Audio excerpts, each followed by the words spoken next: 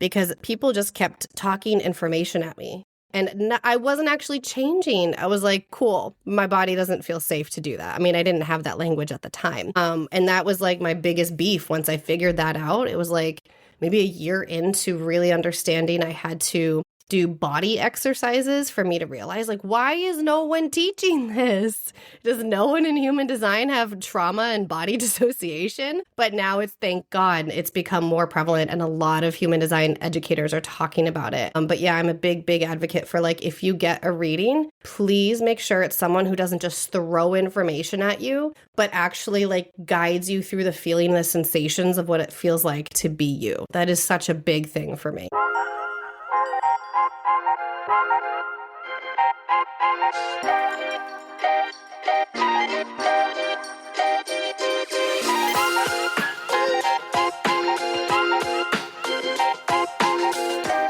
Hey y'all, welcome back to Hopeful and Wholesome. Today I have on the show Adriana Keefe, and she is the Human Design Priestess and founder of The Magnetic Rebellion, a sanctuary for spiritual rebels and soul seekers. She guides women to unlock their authentic power through ancient wisdom and modern intuition. As a 4/6 manifesting generator, she transforms lives through her top 3% podcast, the No BS Human Design Podcast, which I highly recommend. She's a speaker, she does in-person events, she leads an intuitive mentorship, all while embracing life as a mom of 3.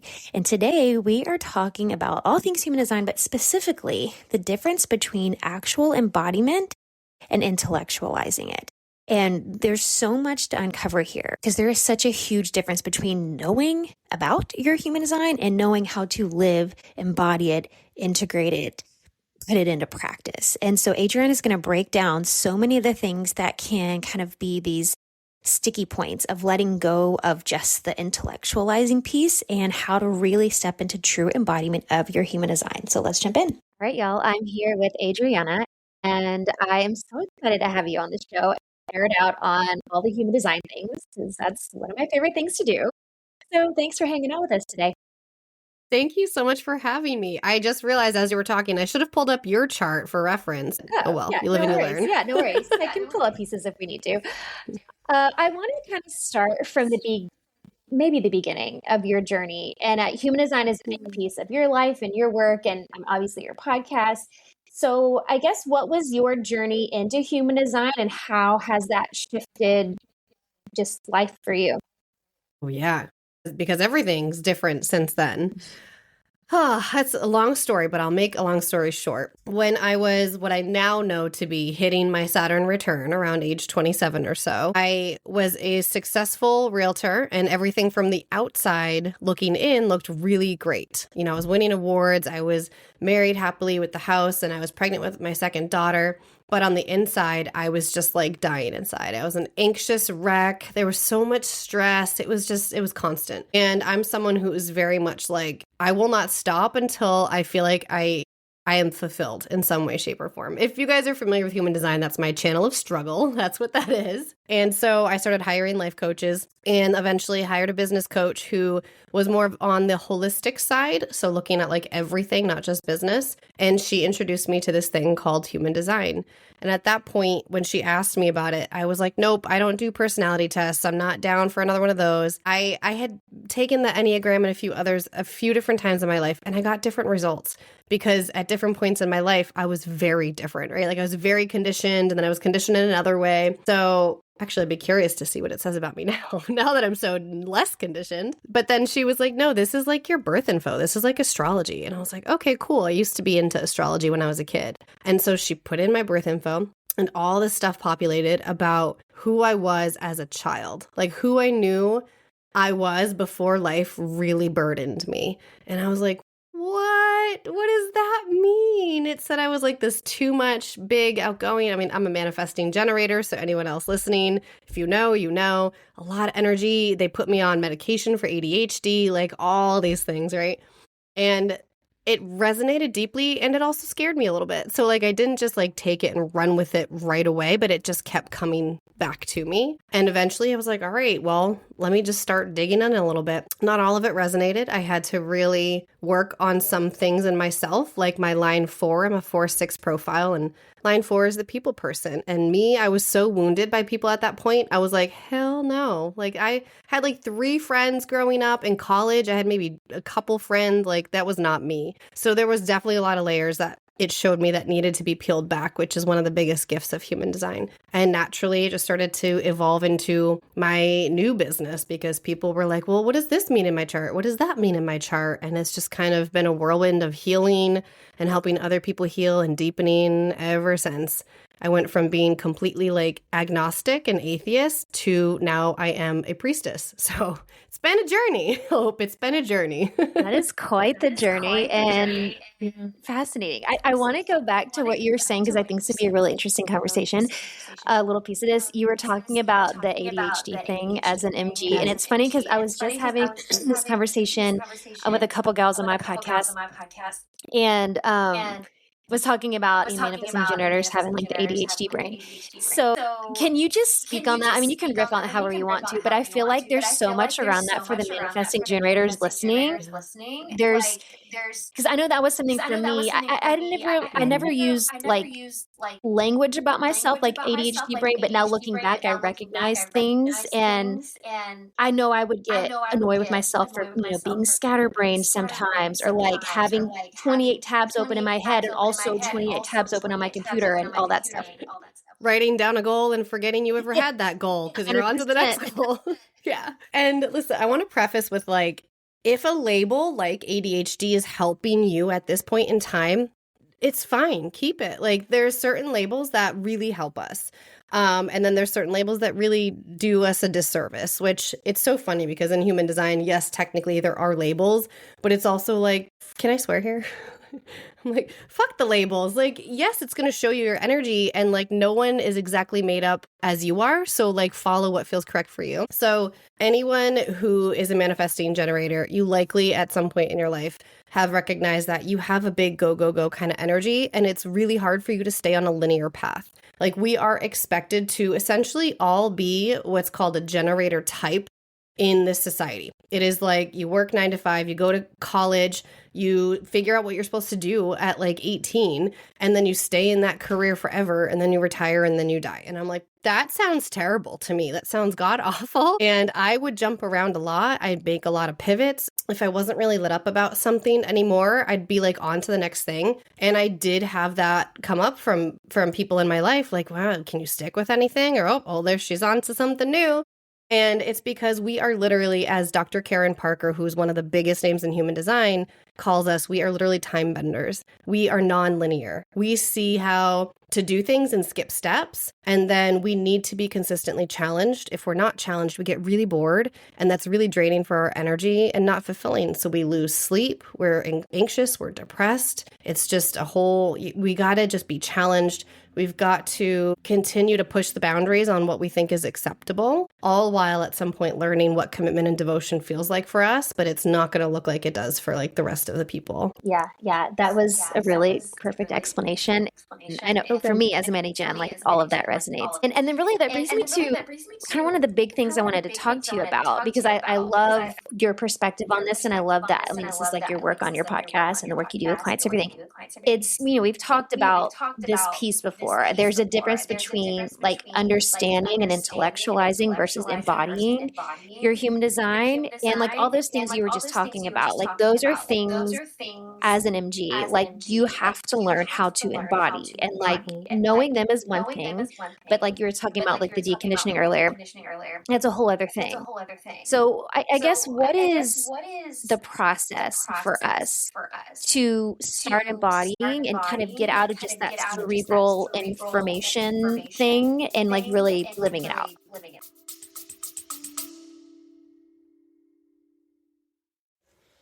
Hey, y'all, we'll get right back to the episode. But first, let me ask you this. You've built a vision that others admire, and you've built something that you're really proud of. But behind the scenes, your body feels like it's lagging behind. It just can't quite catch up to your brilliance and your mission that you have. That late night second wind, the foggy mornings, the hormone shifts, the endless push and forcing. You can't strategize your way out of that. And you already know you don't need more supplements. You don't need another supplement stack. You also don't need another side hustle disguised as self-care, because nobody wants to have their health as a side hustle. This is about recalibrating your entire ecosystem. And that's why I created the Quantum Reset, a premium 3-month high-touch healing experience for visionary women who are ready to feel as powerful in their bodies as they do in their business. Inside, we decode your nervous system, your minerals, your hormones. We read your labs like the sacred text that it is, so we have actual answers.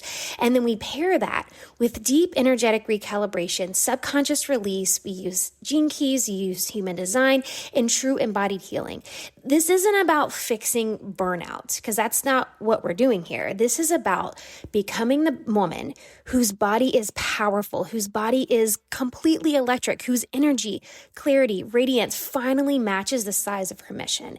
If you know your success isn't meant to cost you your vitality, and you're ready for a science-backed, spirit-led reset, then the Quantum Reset is your invitation. So check the link in the show notes or send me a message on Instagram, and let's bring your body back online with your brilliance.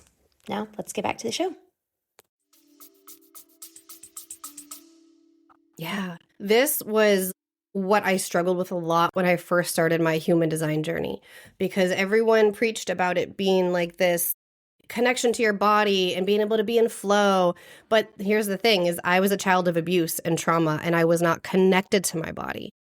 They would be, I'm an emotional authority. They'd be like, well, how do you feel about that? And I'm like, I don't know. Like, I couldn't even cry. I used to pride myself on not crying. I was so numb. And so I had to, because at this point, there weren't a lot of, I never found any human design people talking about like, okay, we need to reconnect to the body first. The nervous system is a part of this. So I had to figure out my own way, which of course the universe brought to me. I didn't truly have to force. It was just kind of placed in front of me of like, well, how do I begin actually feeling? How do I peel back these layers and make that connection? And so my therapist at the time had introduced me to tapping, emotional freedom technique. And that was so great for me because I'm very science brained. I went to school for science. So it's actually really weird to me. Like if little me now or could see me now, she'd be like, who the hell are you? Because I'm a naturally skeptical scientific person, and tapping is very heavily clinically researched and used in trauma and war veterans and all of that. And that really helped open me up personally to being able to feel again. And it's also been the only thing, even including medication, that had ever gotten me out of an active panic attack. So I am a very big proponent for using something like tapping. That being said, everyone's tool is going to be different. There are some people who, like, just because of trauma in their past, the actual physical act of tapping sets them off. And so you can do things proprioceptively, like in your mind. You can do things like dancing, Kundalini yoga, like there's so many tools, breath work. Everyone can find something different that works for them. But really the key is, how do we actually begin to open up sensation in our body so that we can now take what we're learning intellectually about our human design and drop it in? Because people just kept talking information at me. And I wasn't actually changing. I was like, cool, my body doesn't feel safe to do that. I mean, I didn't have that language at the time. And that was like my biggest beef. Once I figured that out, it was like maybe a year into really understanding I had to do body exercises for me to realize, like, why is no one teaching this? Does no one in human design have trauma and body dissociation? But now it's, thank God, it's become more prevalent, and a lot of human design educators are talking about it. But yeah, I'm a big advocate for, like, if you get a reading, please make sure it's someone who doesn't just throw information at you, but actually like guides you through the feeling and the sensations of what it feels like to be you. That is such a big thing for me. Yeah, that's a huge piece of it. And I am a huge proponent of EFT tapping too. That's one of the big tools I use with my clients. So I totally agree with that. Just having that somatic tool to work through the deconditioning and all of that. So for someone who is maybe they're recognizing like, okay, maybe I do only just know this on like an informational level. What would be the first step for them either getting into their body or like really starting to feel that embodiment part of it rather than just knowing it? If you are not quite ready to take it into like, okay, here's a somatic practice I want to do, I'm going to say something that people always talk about and people always hate to hear, and it's journaling. It's like literally like if you can do automatic writing without even picking your hand up, 2 to 3 pages, or time yourself for like 7 to 10 minutes and just start writing and start asking yourself why. Just like a toddler would be like, but why? But why? I have this belief that nobody likes me. But why? If I tell that person at the gym I think they're cool and want to grab coffee, my whole body tenses. Why? And you just get really curious and you just keep going deeper. One of my favorite things to explore with this kind of practice is whatever you feel drawn to or curious about, especially the things that don't make sense and the things that like you're not prioritizing, like, oh, I've been feeling called to go explore booty yoga, but like, why? It doesn't make sense for me. But there's something in your body that either needs it or it could be a part of your journey, whatever that is. And so just getting like pen to paper. And I am someone who used to journal through typing because I thought it made my life easier at the time, but I will say it's not as fast of a processor as like pen to paper. So I know you hate me when I say that, but please just try it for like 30 days every day and then see what happens. It unlocks a lot. It processes a lot in the brain. That's also scientifically proven. Well, and there's a lot of science behind the actual process of writing, like you were talking about, because I've done it both ways. And sometimes if I'm in a pinch and I need to do like a quick brainstorm, I'll just tippy type it out. But there is science behind like the actual physical process of putting pen to paper and like that. So that is, yeah, I'm a huge fan of that. And I totally agree with that. Well, and a lot of times too, things come up where you're like reading it back and you're like, what does that even mean? Like that would have never come out if you were just talking it out or, Yes. That was actually my first experience ever with channeling a program for my work. When people used to say that they like channeled this program, I was like, you guys are on your high horses. I was like, this is stupid, whatever. But I sat down, I had my first ever cup of cacao and I was by myself and I just wrote and I wrote and I wrote. And it ended up being about my sexual abuse trauma and about how I'm here to help women heal in their sacral center, their womb space. And it birthed this entire program, which is now one of my, like, I think we're 3 years in, core body of works that has literally healed women from things like PMDD and other wild issues. Amazing. Yeah. It's incredible. Yeah, it's pretty wild Yeah. if you just let your brain do the work, man. Yep. Yeah. And let your body follow, like just let it flow. So you were mentioning a second ago about like, when you get a reading, making sure the person doing it has a way for you to kind of feel these things in your body. What do you find there could be a million answers to this, but I'm just curious about you personally. What do you feel like? Because I know a lot of times you can get a reading and it's just like this information dump with like everything in your chart. It like nobody can retain that. Like it's like drinking from a fire hose. Like it's too much. So what do you think are the most important pieces of your chart? Like if you're kind of getting on your journey, what are the most important pieces to pick out and like start honing it on? Yeah. I actually on this one agree with the mainstream of the top 3, type, strategy, and authority. Because I picture it like lights on a Christmas tree. You know how when one bulb goes out, all of it tends to go out in that whole thread? But if you just replace that one bulb, it's like the rest turns on. So if you did not deep dive into the rest of your chart, you didn't look at gates, channels, variables, anything like that, but you just focused everyday practical ways, which is one of the gifts that I've learned that I have is practicality with this, for who I am as a manifesting generator, how I'm designed to respond with the world around me, and how I make decisions. The rest is just going to naturally turn on. You don't have to know it all, but it just naturally lights up the rest of you and realigns and connects the rest of you. Yeah, that makes total sense. I agree. I think those are the best places to start. For you, as you mentioned, you were emotional authority. So for you, coming from the place you were coming from, where you had this trauma, you had things when you said you were kind of just emotionally numb. What was the process? Because I find this a lot in my clients, and I've had a lot of recent clients who've been working through some of this stuff too. What was the process for you? What was it just about getting back into your body? Like, is that how you got more in touch with that part of you? Like, how did you turn that part of you back on? Yeah, it wasn't intentional. I mean, in a way it was, but it wasn't. Like, I knew that they would say, well, how do you feel about this decision? And I knew I didn't know what that felt like. So I was intentionally trying to feel my body, but I did not know that that would then turn me into, which is not a bad thing, a person who can cry at a box of kittens in a picture. You know, like I feel so deeply now, and it is such a gift because I can feel the joy in life again. Whereas back then it was depression and numbness. So the unexpected parts of the emotional authority came on without me knowing that's what I was doing, but I was just trying to feel my body. Does that make sense? Yeah. No. Did that answer your question? Yeah. No, it did. It did. Okay. No, it makes total sense. Yeah. I think. Well, and like you were talking about doing the work, doing the work you do, and that the program you have that's kind of getting back into your sacral, because I think that's another piece too, right? I feel like those centers, there's a lot of interweaving things working in the sacral and in that emotional center. So yeah, what you said makes total sense. So for you, the other piece I wanted to pull out of your chart, you mentioned a line 4. What was your full profile? What did you say? Is it 4-6? 4-6. Okay. The 4 line, because you mentioned that and you were mentioning like, I'm not the social person, like that's not me. So what was that part of the kind of deconditioning journey like for you? Yeah, that's been one of the biggest transformations for me, for sure. What was your profile line? I'm a 3-5. You're a 3-5. Okay. So for me, when I was looking up what the 4 line meant, it was like the people person. It was called the networker, the connector, but really it's like you develop through your relationships. The connector part actually made sense for me because I'm always that person. I actually used to get really frustrated in real estate because everyone would just throw their business cards around, but no one ever supported me. Whereas I am that person that someone is like, oh, I've got this going on. And I'm like, hold on, you need this person's number. Like I am instantly in my little Rolodex of people throwing your names everywhere. Like, hope now that you're in my sphere, know that your name is going everywhere.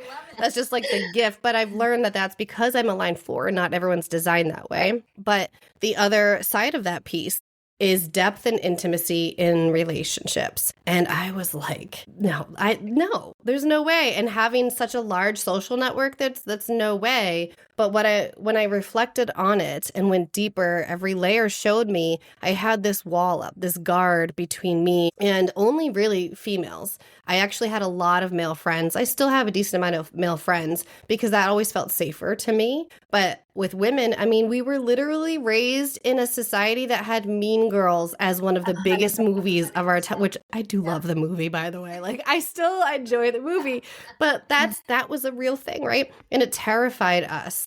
And there was so much like talking behind each other's back and whatever, not to mention when I sought help from an adult, a female adult, when I was little for what was happening to me, it was brushed under the rug and it was made a secret. So women were just never safe for me. And when the line 4 information kept coming out, I was like, oh my God, it's actually not at all the fact that I don't like people. By the way, I went to veterinary school because I said I would much rather work with animals because I hated people. Like that actually happened. And I realized it actually had nothing to do with a lack of desire to have a lot of people in my life. It was all fear of rejection and fear of anything that could go wrong in a close relationship.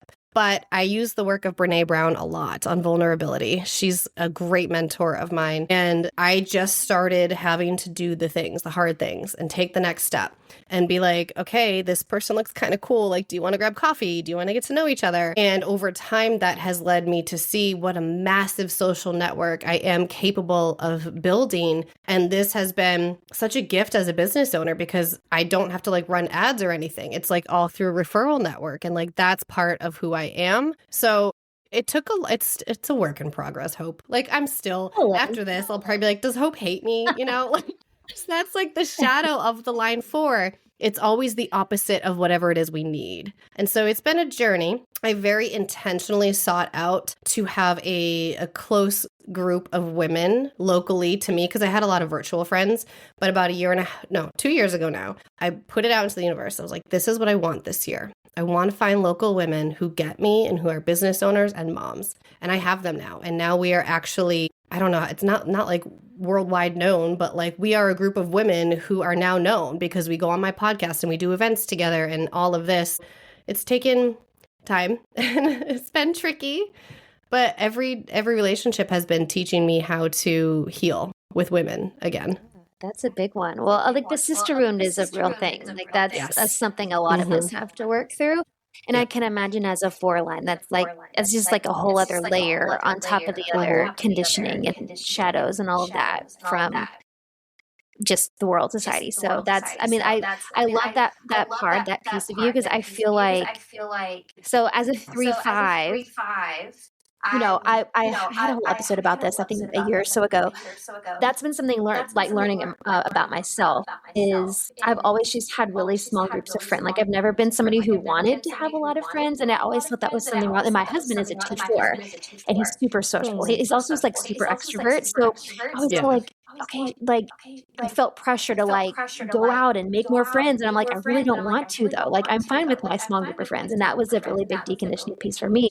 Where it's like I'm not meant to have this huge, like I don't operate like a 2-4, right? I don't like, and he's the same. My husband is the same, just like you. I mean, he is the networking king. Connect. He always knows a person who knows a person. Like that is Yeah. every job, just like you said about how your business turns. Every job he's ever had has been because somebody hooked him up with somebody else. Like it's crazy when you can like lean into those parts of you that the way you design, like everything just works. Yeah, I know. It's wild. Yeah. It really is. Yeah, it is. What do you think have been some of the trickiest parts for you around like the embodiment piece or maybe like the shadow challenge pieces? Like what parts of your chart, I should say. Oh, of my chart. Besides the line 4. Besides line 4. I would say I actually my chart is my background on my other computer here. Nice. So now that I'm looking at it, I'm like, there it is. I remember. One of the trickiest part. Okay, and now that I'm looking for tricky parts, they're all jumping out at me. I have a heart center that's completely open, and our heart houses ego and money and willpower, self-worth. And so when something in your chart, a center is completely open, that means that you don't innately consistently feel the energy of that center. It is more fluid. It can depend on who you're around, and you can lose it and then receive it again. And so for me, self-worth has always been a struggle. It's getting better. It gets a lot better. And then sometimes I like tank again and I have to like remind myself that I'm fucking great, you know? Do you have an open heart center? No, Do you know what I'm talking about? It is. Thank you for being here with me because I'm feeling you right now, then. That's so great. So that's been tricky. Like when people say to things to me that boost up my self-worth and my confidence, I'm like, holy crap, you see that about me? Like I wish I saw that about me. That's amazing. And then another piece is I have my root center, which is stress and pressure and drive, is defined. So I have a consistent energy there. It's constantly going. So my body feels this constant need to be doing and be productive, whereas my head center, the very tippity top, the opposite, is wide open. So literally open-minded. So my body feels this pressure to just get up and do. And my head's like, I don't even know what I'm supposed to be doing right now. Like it's just like this constant push and pull, like get up, get out of bed. And it's like a Saturday. And I'm like, what? Why? So those are definitely two of the trickier things, I would say. Yeah, it's so funny you say that because so my root center is undefined. My head is also undefined. So I feel it in a different way. And those have been some of the trickiest parts for me. The undefined root is a huge source of my burnout that I experience, like hardcore burnout. Yes. And that open head is like, man, that can be a tricky little bit. It's overwhelming sometimes. Yeah, it is. Yeah. It's like, I know I have 500 things to do, but I just don't know where to start. Right. That's why writing things down and making lists is so, so good for us. Yes. And I find too, with my open head, it's like having to like trust the process, like just taking action without knowing if like without the certainty, and just letting it be messy, which as a recovering perfectionist, like that was really hard for me in the beginning, but just letting go of like the need to know for certain if it's going to look this way or go this way or how it's going to happen. Like it's still, like you said, that one is a huge work in progress for me, but that one's been tricky. Oh yeah. Like always thinking that this one thing will fix everything. It's like the magic bullet investment or tool or whatever. I mean, thankfully last year of the snake did me in full ego death. I'm like, I don't care anymore. Bring it or don't bring it. Like I'm full surrender. That's right. That's right. Good. No, I feel you on that. What has been this is something I've been talking about Well, the only reason I've been talking about it really is because my incarnation cross is the one we're moving into, the collectively in 2027. So I've been talking a lot about mine. What has been your journey into diving into that part of you, your incarnation cross as kind of your Yeah. life's theme? That's actually one of my favorite parts of my design, but at first I was like repulsed by it because it's called the cross of contagion. Oh. I'm like, am I diseased? So for anyone listening who doesn't know what that is, it is like our purpose here in life. And purpose is such a big word. So like, just think of it as like the afterglow that you leave, the impression that you leave people with. Like it doesn't have to be work related. It is like you are on a train passing someone, sit next to someone, you've just changed their life in some way. And so cross of contagion, now that I understand what it is, it's like the best. I'm like, it's literally whatever I'm most excited about in that moment. I want to share it and I want to spread it. And I want to tell people, and then other people get really excited. Like this is why I'm the best affiliate, because then it's like contagious energy, right? And when people have always said when they feel around me, when they're around me, they feel like so excited and so good because I'm just a naturally optimistic person. And so like, it's just this contagious vitality for whatever I'm really excited about in the moment. That's all I'm here to do. That's ultimately all I'm here to do is like focus on what I'm really excited and lit up about and share it. Yeah. Like how simple is that? How cool is that too? And as a phone line too, it's like you're gonna share things with people anyway. So it's like that's Yeah. I love that. That's amazing. Yeah. And you're gonna help people just redirect and pivot and shift and see where they need to go. Yeah, that's a gift too. Yeah. It doesn't even take effort on your part. It's like when they're just in your aura, it's gonna happen. Yeah. And that's exactly what I do with the women I work with. So it's like you said, I think that's just one of the coolest things when you really hone in on that embodiment piece of your human design. And especially like you said, even just starting with those few like kind of big high level pieces in your chart, everything else just kind of falls into place. Like it just like you learn more and more and you're like, oh yeah, I'm doing that. Oh yeah. Like that's like it just starts to fall into place. Yep.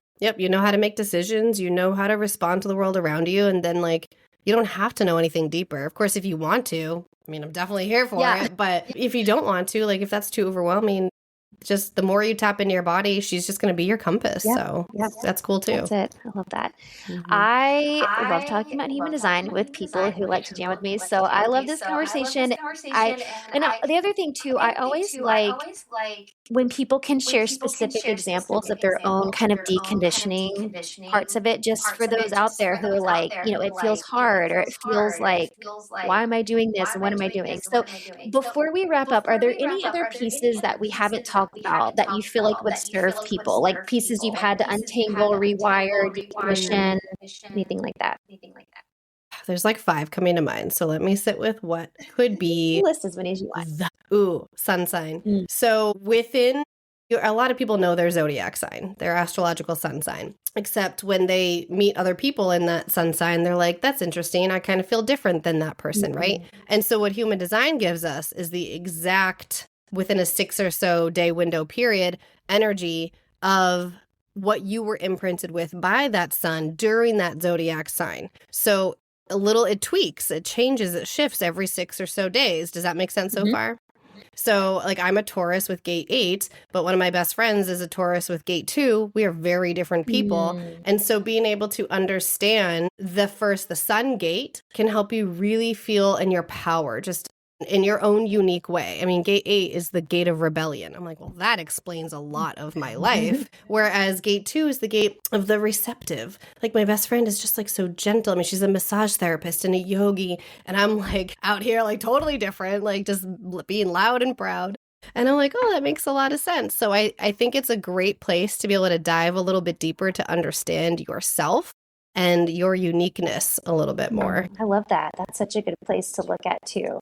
And it's such a gift when you understand like the nuance, which again, another cool thing about human design, it's all that nuance where you have these similarities, but there's always nuances to how you experience those pieces. So I love that. That's a good one.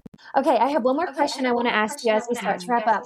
But before I ask you that, can you let everybody know where they can follow you, work with you, learn more about you, all the things? Yeah, my website is adrianakeefe.com. Adriana has one N. I have the podcast, the No BS Human Design podcast, where I put most of my content. But I also show up at Instagram just to chat and hang with community, and that is Adri Keefe, ADRI Keefe. Perfect. Of course, all that will be in the show notes, so y'all can go check that out.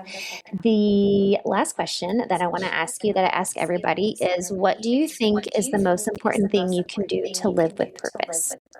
I could write pages on this. To trust yourself, just to really learn how to start trusting yourself. And that can come and go. It can be in waves. But the more that you begin to understand that deep down, know who the hell you are and what you want and how to parent, and, you take your power back. And after, God, who knows how many years of women being disempowered just in general, this is the time that we get to live in right now where women get to take their power back. And how cool is that? So start to trust those little pings, those little curiosities of things that are coming up inside you.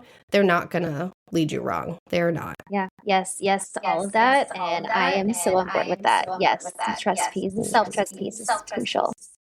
Thank you for that answer. And thank you for hanging out with us and sharing your story and just allowing the layers of your story and your journey to help everyone. I know everybody's getting pieces, so many nuggets from everything that you've shared and your journey of healing and growing, deconditioning, all the things. So thank you. Yeah, thank you so much for having me.